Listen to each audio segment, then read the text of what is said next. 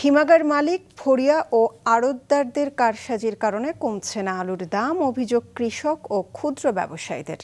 মৌসুমের শুরুতে 15 থেকে 20 টাকার কেনা আলু বিক্রি হচ্ছে 50 টাকায়। বগুড়ায় 42টি হিমাগারে সংরক্ষণ করা হয়েছে 3,40,000 মেট্রিক টন আলু। সংকট না থাকলেও বাজারে আলুর বাড়তি দামে ক্ষুব্ধ ক্রেতারা। প্রতিনিধি খোরশেদ আলমের তথ্য ছবিতে ডেস্ক রিপোর্ট।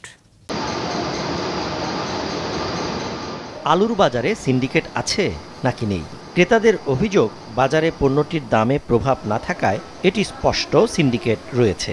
দেশে আলু উৎপাদনের অন্যতম জেলা বগুড়া। এ জেলায় গত মৌসুমে 55,250 হেক্টর জমিতে উৎপাদন হয় 11,93,616 মেট্রিক টন আলু, যা জেলার লক্ষ্যমাত্রার চেয়ে বেশি। জেলায় 42টি হিমাগারে সংরক্ষণ করা হয় 3,40,000 মেট্রিক টন। ব্যবসায়ীদের দাবি, এবার ফেব্রুয়ারি-মার্চে প্রতি কেজি আলু কৃষকদের কাছ থেকে কেজি প্রতি 20 টাকার কাছাকাছি দামে কিনতে হয়েছে ব্যবসায়ীদের। এর সাথে যোগ হয়েছে হিমাগার শ্রমিক সহ অন্যান্য খরচ। বাজারে যে কি হচ্ছে, কত দাম বিক্রি করতেছে, এটা দেখার দায়িত্ব যাদের, তারা দেখবে।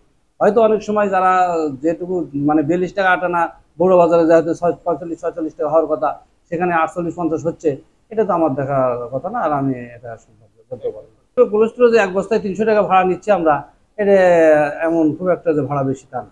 এটা সহনীয়, গ্রাহকেরও সহনীয় পর্যায়ে আছে, আমরাও যে প্রফিটের যে চরম পর্যায়ে তা না। আমরা স্বাভাবিক রেখে আমরা অতিরিক্ত ভাড়া নিচ্ছি। যদিও কৃষকদের দাবি, তারা আলু 15 টাকার বেশি বিক্রি করতে পারেনি। সিন্ডিকেটের মাধ্যমে গত কয়েক বছর ধরে হিমাগারে আলু সংরক্ষণ করে 3 গুণ মুনাফা করে ব্যবসায়ীরা।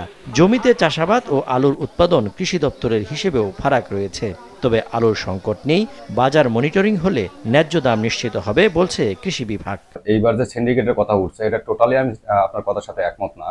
এবার আমরা যারা আলু স্টক করছে আমাদের মতো, কৃষক থেকে আমাদের স্টোর পর্যন্ত পৌঁছাইতে আমাদের 30 টাকার মতো পারচেজ রেট পড়ছে। স্টোর ভাড়া আছে, আমাদের ওয়েট লস আছে। এইটা যদি ক্যালকুলেশন করা হয়, বর্তমান যে বাজারে বিক্রি হচ্ছে 43 থেকে 45 টাকা আলু বাজারে বিক্রি হচ্ছে, এইখানে আমাদের 3 থেকে 5 টাকা লাভের মতো পার কেজিতে প্রফিট হচ্ছে।